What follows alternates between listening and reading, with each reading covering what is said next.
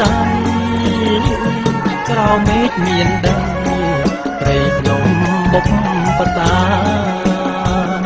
ទន្លេសមុទ្រច្រោះដាលោកាម៉ែក្រំជានរណាលើភពផែនដីអើយផែនដី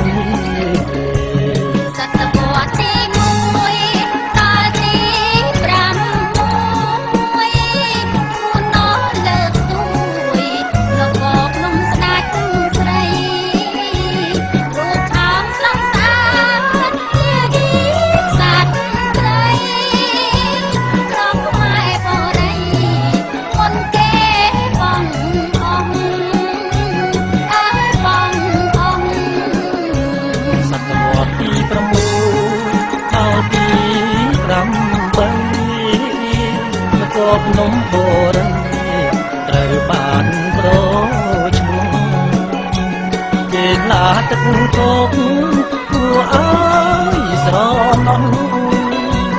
នៅសងតែឈ្មោះទំព័រសាវតាអើយសាវតា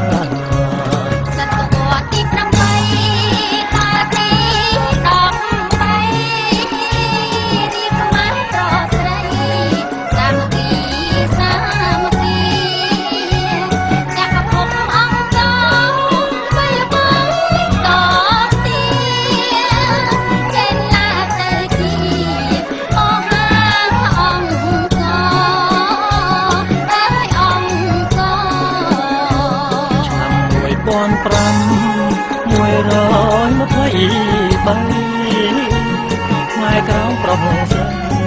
តាស្រីវគងបជ័យថាទីពីរធ្វើទៅជុំហោចោលរៀងក្រៃក្រការប្រពន្ធយូរប្រពន្ធយូរ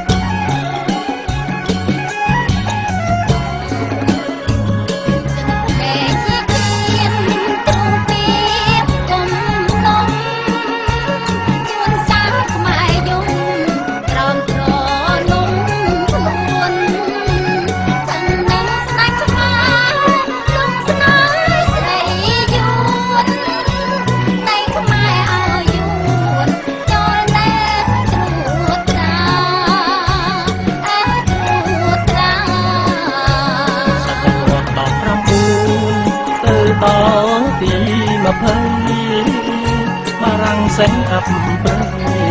មានទីចារណាមានយកដីខ្មែរឲ្យយូរត្រួតត្រាម៉ែក្រោមសោកាលុងត្រាសពថ្ងៃអើយសពថ្ងៃ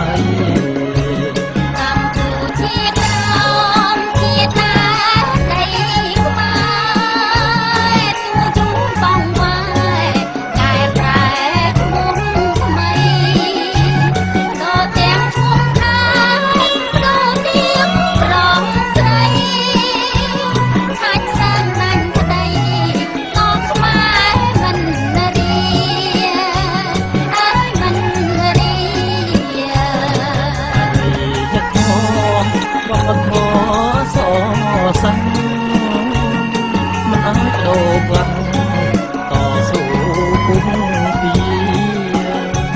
ក្នុងវត្តអារាមមានគ្រប់បជាព្រះសង្ឃការពារមិនអើយសាបសូន្យអើយសាបសូន្យ3ខែក្រោមរួមទាំងពីកងយួនយកទាំងអង្គចូលឈ្មោះជាយួនសម្លាប់នឹងជាកំណង